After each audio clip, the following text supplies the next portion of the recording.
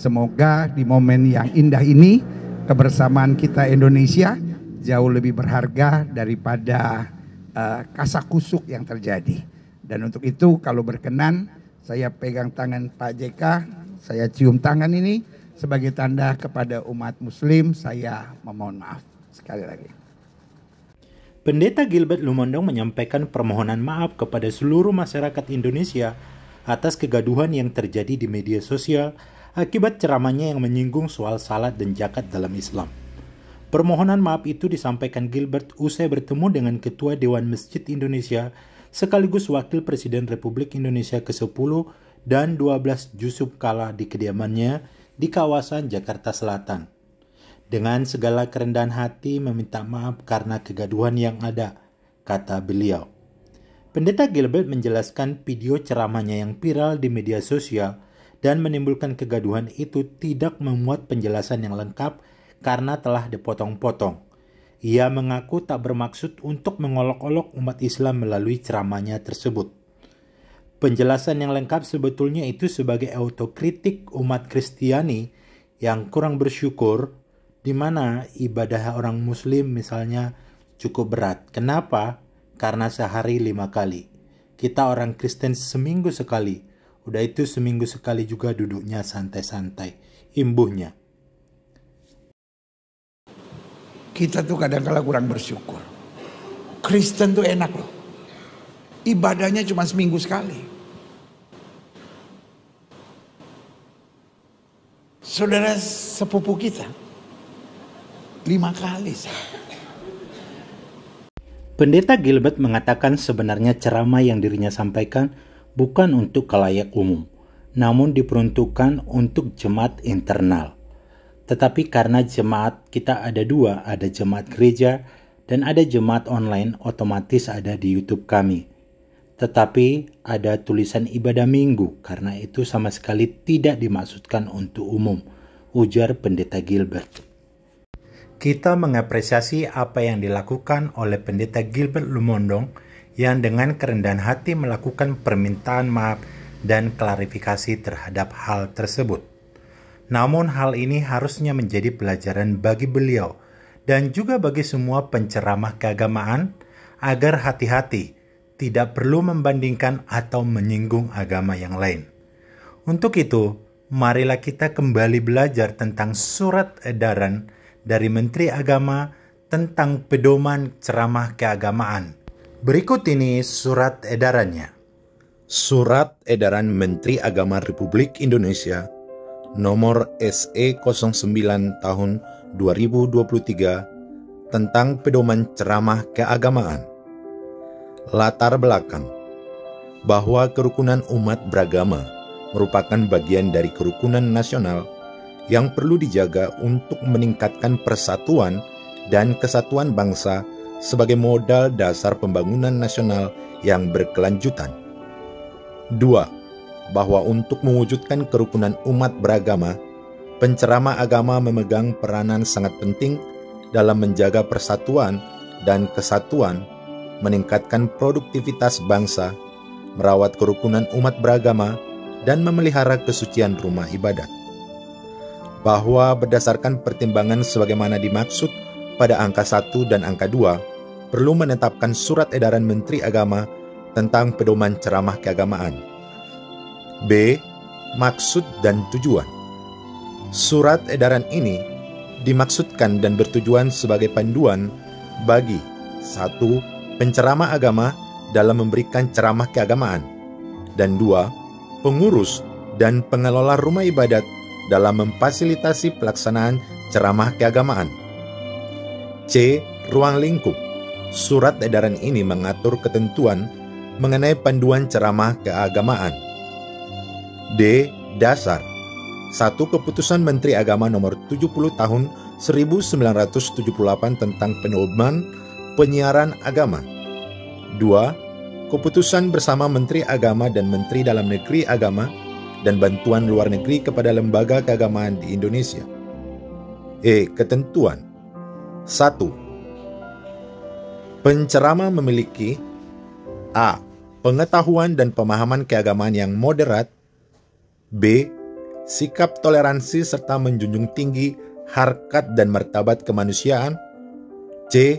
Sikap santun dan keteladanan dan wawasan kebangsaan. 2. Materi ceramah keagamaan. A. Bersifat mendidik, mencerahkan dan konstruktif. B. Meningkatkan keimanan dan ketakwaan, hubungan baik intra dan antar umat beragama, dan menjaga keutuhan bangsa dan negara. C. Menjaga Pancasila, Undang-Undang Dasar Negara Republik Indonesia tahun 1945, Negara Kesatuan Republik Indonesia, dan Bhinneka Tunggal Ika. D. Tidak mempertentangkan unsur suku, agama, ras, dan antar golongan. E. Tidak menghina, menodai, dan atau melecehkan pandangan, keyakinan, dan praktek ibadat umat beragama, serta memuat ujaran kebencian. F. Tidak memprovokasi masyarakat untuk melakukan tindakan intoleransi, diskriminatif, intimidatif, anarkis, dan destruktif. Dan G. Tidak bermuatan kampanye politik praktis. 3. Pembinaan, pemantauan, dan pelaporan. A. Pembinaan dilakukan oleh Direktur Jenderal, Kepala Pusat Bimbingan dan Pendidikan Konghucu, Kepala Kantor Wilayah Kementerian Agama Provinsi, dan Kepala Kantor Kementerian Agama Kabupaten atau Kota. B. Pembinaan dilakukan dalam bentuk 1. Sosialisasi surat edaran, dan 2. Penguatan kompetensi penceramah keagamaan. C. Pemantauan dilakukan oleh Kepala Bidang atau Pembimbing Masyarakat pada Kantor Wilayah Kementerian Agama Provinsi, Kepala Seksi atau Penyelenggara pada Kantor Kementerian Agama Kabupaten Kota, dan atau Kepala Kantor Urusan Agama Kecamatan secara berkala atau sewaktu-waktu. D. Pelaporan dilakukan oleh 1. Kepala Bidang atau Pembimbing Masyarakat pada Kantor Wilayah Kementerian Agama Provinsi kepada Kepala Kantor Wilayah Kementerian Agama Provinsi, dan 2. Kepala Seksi atau Penyelenggara pada Kantor Kementerian Agama Kabupaten Kota dan Kepala Kantor Urusan Agama Kecamatan kepada Kepala Kantor Kementerian Agama Kabupaten atau Kota. F. Penutup. Demikian surat edaran ini dikeluarkan untuk menjadi perhatian dan dilaksanakan sebagaimana mestinya. Ditetapkan di Jakarta pada tanggal 27 September 2023, Menteri Agama Republik Indonesia, Yakul Colik Humas. Demikian surat edaran nomor 9 tahun 2023 ini. Sebelumnya jangan lupa subscribe, like, dan komen video Penyuluh Zaman Now. Terima kasih Pak Pendeta. Jadi tadi Pak Pendeta sudah menjelaskan kronologisnya. Kedua, akibat kegagalan sudah minta maaf. Dengan pengertian itu maka difahami bahwa ada kesalahan akibat editan, tentu dapat dipahami. Tentu sebagai Ketua Dewan Masjid saya mengerti, dan karena saya mengerti maka itu dan sudah minta maaf, saya terima maaf itu agak, tapi tentu tidak lain kali harus baik-baik ya. Lain kali harus baik-baik ya. Karena sudah mengerti apa itu Islam. Tidak, kita tadi bicara tadi lebih banyak tentang apa itu Islam dan menjelaskan sama saya apa itu Kristen. Jadi kita saling memahami ya, apa itu gereja. Jadi bagi seluruh umat Islam yang sudah melihat video itu, jangan dilihat video itu sebagai hanya itu saja, tapi sebenarnya itu ada latar belakangnya dan ada editan yang kalau cukup berbahaya. Karena itu mari kita memaafkan karena sudah menjelaskan dan sudah minta maaf. Masih Islam itu memberikan maaf apabila dia meminta maaf. Itu juga sedekahnya juga kita maafkan. Dan sudah dijelaskan. Dan maaf artinya tidak lagi membuat seperti itu lagi. Pasti karena kita sudah jelaskan tadi. Dua ahli agama yang menjelaskan tentang Islam. Jadi seperti itu. Jadi itulah sekali lagi terima kasih Pak Pendeta atas penjelasan dan permintaan maafnya tadi, dan saya dapat memahami itu. Terima kasih untuk semuanya. Mungkin ada pertanyaan satu.